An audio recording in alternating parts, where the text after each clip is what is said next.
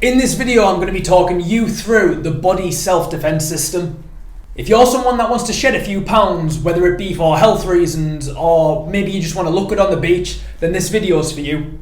You see, 95% of people who lose a significant amount of weight end up putting it all back on within 3 years, and roughly 50% of those people end up regaining more weight than they initially lost.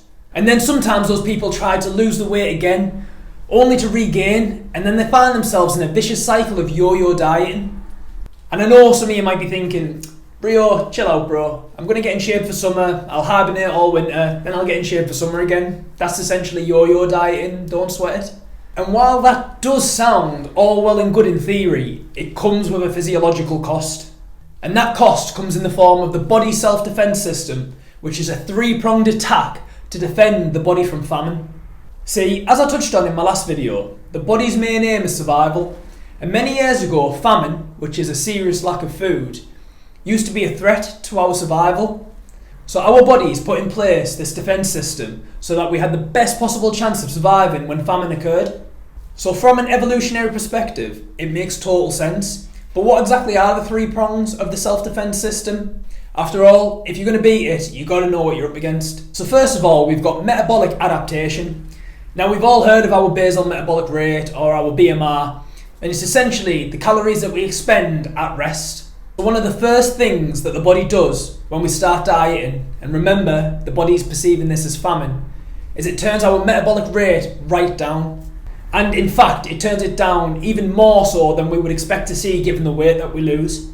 This can lead to us feeling extremely fatigued, and ultimately it has an effect in our other areas of energy expenditure. We will also see decreases in non-exercise activity thermogenesis, so we will fidget less and we may find that we're glued to our seats a little more. We also tend to burn less calories when exercising during dieting, and obviously because we're eating less, our total thermic effect of food also goes down. So what metabolic adaptation essentially means is that our body doesn't want to expend as much energy because it's not getting as much energy coming in the form of food, which means that we'd be able to survive longer without it. Which is great in times of famine, but it's no good in today's world when we're trying to get rid of any excess fat. The next prong on the attack is weight regain. See, when dieting, our body will experience some hormonal changes. More specifically, we will see higher concentrations of ghrelin, which is the hunger hormone. This signals to the brain that it's time to eat. We'll also see low concentrations of leptin, which is the body's satiating hormone. This tells the brain that it's time to stop eating because we're full.